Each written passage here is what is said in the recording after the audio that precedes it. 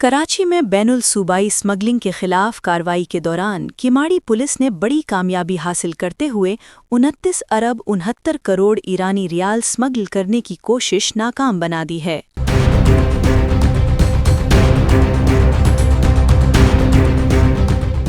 موچکو police نے خفیہ اطلاع پر کارروائی کرتے ہوئے ایرانی کرنسی اسمگلنگ میں ملوث ایک انتہائی مطلوب نیٹ ورک کے 9 ارکان کو گرفتار کر لیا، جن میں 6 مرد اور 3 خواتین شامل ہیں۔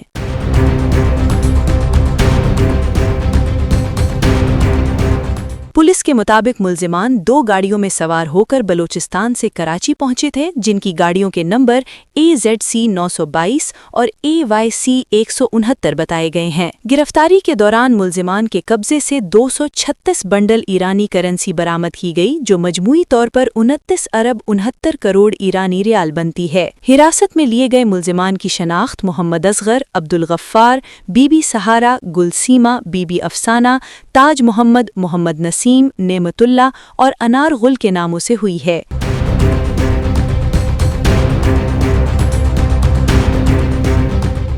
پولیس حکام کے مطابق گرفتار ملزمان برآمد شدہ کرنسی اور گاڑیوں کو مزید قانونی کارروائی کے لیے FIA کے حوالے کیا جائے گا۔ دوسری جانب SSP کیماڑی نے موچکو پولیس اور کارروائی میں شامل ٹیم کی کارکردگی کو سراہتے ہوئے تعریفی سرٹیفکیٹ CC3 دینے کا اعلان کیا ہے۔